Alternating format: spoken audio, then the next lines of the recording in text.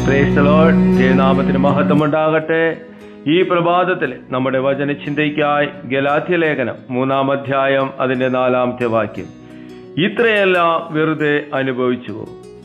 പ്രിയപ്പെട്ടവരെ, ഈ പുതിയ പ്രഭാതത്തിൽ ദൈവത്തിന്റെ ആത്മാവ് നമ്മോട് ചോദിക്കുന്നു, നാം വിശ്വാസത്തെ പ്രതി അനുഭവിച്ചതെല്ലാം വെറുതെയായോ?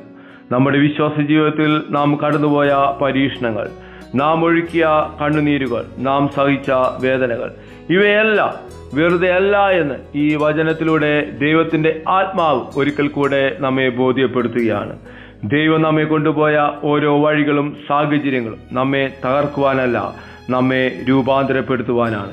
എന്നാൽ ഈ അനുഭവങ്ങളും സാഹചര്യങ്ങളും മുഖാന്തരം നാം വിശ്വാസത്തിൽ നിന്ന് മാറി പിന്നോട്ട് പോകുമ്പോൾ കർത്താവ് നമ്മൾക്ക് വേണ്ടി ചെയ്ത വൻ കാര്യങ്ങളും നമ്മൾക്കായി ഒരുക്കിയ വാഗ്ദത്തങ്ങളും വെറുതെയായി പോകുവാൻ ഇടയുണ്ട്.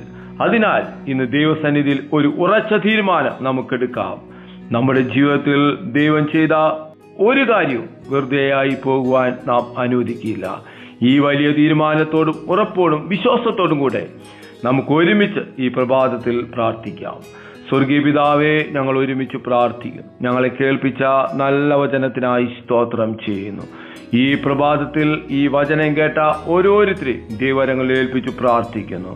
കർത്താവേ, ഞങ്ങളുടെ ജീവിതത്തിൽ ഞങ്ങൾ അനുഭവിച്ചതെല്ലാം വെറുതെയാകാതെ കാക്കുമാറാകണമേ എന്ന് പ്രാർത്ഥിക്കുന്നു.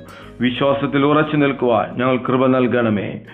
നീ ഞങ്ങളിൽ ആരംഭിച്ച നന്മകൾ പൂർണ്ണമാകുന്നതുവരെ ഓരോ നിമിഷവും ഞങ്ങളെ കൈപിടിച്ച് നടത്തണമേ എന്ന് പ്രാർത്ഥിക്കുന്നു. ഈ വചനത്തിന്റെ നന്മകളെ ഇത് കേട്ട ഓരോരുത്തരുടെ മേൽ തുറന്ന് പ്രാർത്ഥിക്കുന്നു. യേശുവിൻ നാമത്തിൽ തന്നെ, ആമേൻ.